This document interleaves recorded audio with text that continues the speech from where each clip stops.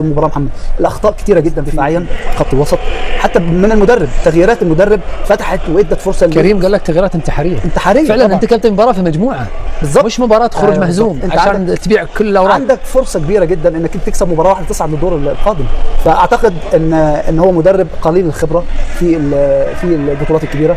انا صراحه يعني ارجع كابتن وصعب تجربه وكوديفوار لا ولكن في كاس العالم محمد ليفل ثاني خالص، كاس العالم ليفل ثاني خالص. واعتقد ان هو ما قدرش ان هو يستخدم امكانيات لعيبته بشكل كويس. يمكن هو لعب بطريقته هو كمدرب، ولكن الامكانيات اللعيبه اللي موجوده عنده مش مساعداه ان هو يطبق فكرته. فانت لازم تشوف امكانيات اللعيبه ايه وتلعب عليها، زي مع المدرب اللي قصادك جريهام بوتر عمل مع منتخب السويد، اخذ منتخب منهار تماما في التصفيات، ولكن قدر ان هو يلعب بيه البلاي اوف، قدر ان هو يصعد بيه لكاس العالم، قدر ان هو يحضر نفسه بشكل كويس جدا لكاس العالم. انت عندك اثنين مهاجمين صنعوا الفارق في مباراه اليوم، مهاجمين منتخب السويد يوكيريس وإيزاك. فانت كمدرب لازم تشتغل على امكانيات لعيبتك. اعتقد ان هو ما قدرش يشتغل على امكانيات لعيبته بشكل مظبوط، خاصه انك انت بتحاول انك تبني من خلف وانت ما عندكش امكانيات. ثلاثي خط الدفاع، الاثنين الوينج باكس ولاعيبه خط الوسط ما عندهمش امكانيات انك انت تبدا من تحت، فانت لازم تلعب على امكانيات لعيبتك. فاعتقد ان ده خطا كبير ارتكبه في مباراه اليوم. اعتقد ايضا التغييرات كانت سيئه تماما، ومنتخب السويد قدر يستغل هذه الاخطاء. انت كمهاجم سواء ايزاك او يوكيريس، لما تشوف حارس مرمى بالمستوى ده، لما تشوف مدافعين بالمستوى ده، اعرف انك انت اليوم اقل تقدير هتسجل هدف، تصنع هدف. الظروف مغريه للمهاجمين، مغريه بشكل كبير جدا يا محمد.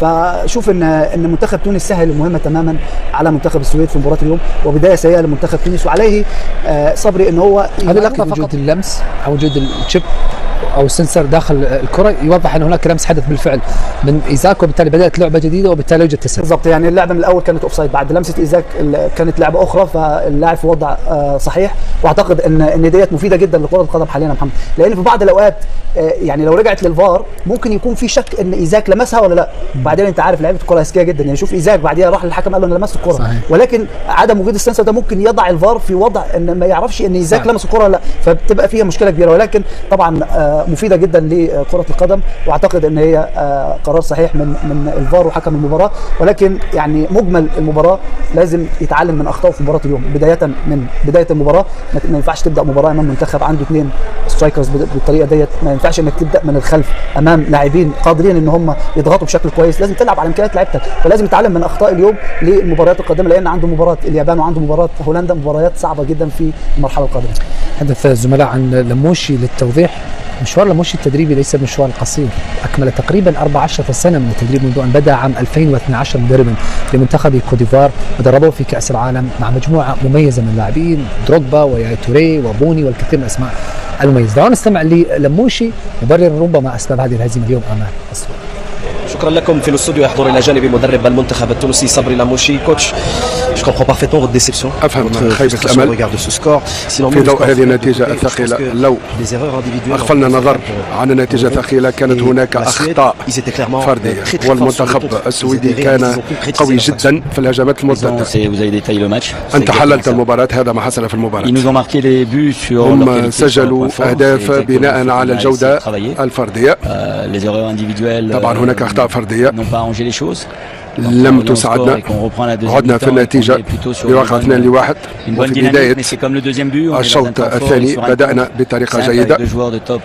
حينما يكون لديك زمرة من خيرة اللاعبين والمهاجمين دفعنا الثمن باهظا طبعا للأخطاء المرتكبة.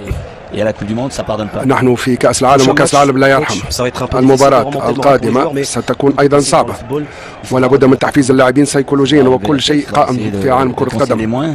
إذن يجب أن ننقص من عدد الأخطاء والهشاشة التكتيكية، وأيضا لا بد من إنقاص عدد الأخطاء، ولا بد من التلاحم بين الخطوط الثلاثة.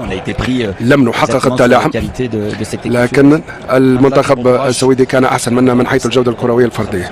صبري لاموشي، وعلامة الحسرة بادية على محياه بعد هذه الهزيمة. عودة إليكم في الاستوديو. استمعنا لصبري لاموشي.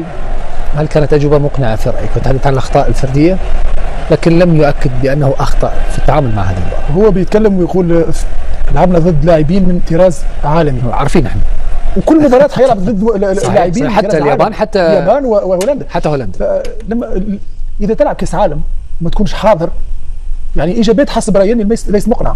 يعني انت عارف جاي باش تلعب كاس العالم في مجموعه فيها هولندا، فيها اليابان، وفيها كذلك السويد، كلهم لاعبين يلعبوا في بطولات كبيره في انديه كبيره وعندهم القيمه يعني كبيره. فاعتقد انه التحضيرات والاجوبه تدل انه التحضيرات لم تكن في المستوى، ومردود اللاعبين على الميدان وخاصه تعامل اللموشي مع المباراه لم يكن في المستوى، وهذه حقيقه. وبالمناسبه يعني اللموشي تولى مهمه تدريب المنتخب التونسي بعد القرعه، بعد كاس افريقيا كانت القرعه اوريدي طلعت وعارفين مجموعه، يعني هو عندما قبل مهمه تدريب المنتخب التونسي كان يعرف مجموعه اللي تنتظر تونس في كاس العالم، صح؟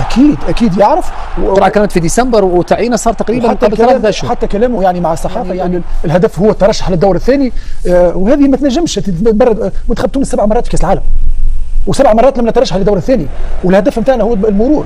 يعني ما تقدرش اليوم في مجموعه حتى لو كان مجموعه صعبه، حتى ما نتكلمش على الانتصار او الهزيمه. هو بالمناسبه مع مجموعه افضل من اللاعبين، مع كامل تقدير منتخب تونس مع كوت ديفوار في 2014 ايضا خرج من الدور الاول. كان عنده دروغبا ويا توري وبوني. الطريقه محمد، الطريقه وخاصه الوجه كابوس، حقيقه كابوس، مباراه كابوس. يعني لابد احترام يعني تيشيرت تونس. هذا رسالتي للاعبين والمدرب، لانه ما تقدرش تلبس الماريول التونسي وتكون مردودك كارثي. الهزيمه والانتصار كلنا ننهزم، لكن الطريقه والوجه والتعامل مع المباراه في كثير من اللاجديه. سامحني. طيب احنا قررنا بالعناصر. يمكن انذاك كان مشوار صبري اللموشي حديثا، كان سنه ثانيه تدريب تقريبا، هو مباشره اول مهمه كانت تدريب كوت ديفوار، وانذاك كان المنتخب يمتلك مجموعه من النجوم، ويقال من اتحاد كوت ديفوار استشار اللاعبين هل لموشي هو الشخص المناسب. كان قد لعب مع بعض اللاعبين، تذكر مشواره كلاعب كان ممتاز في ايطاليا وفي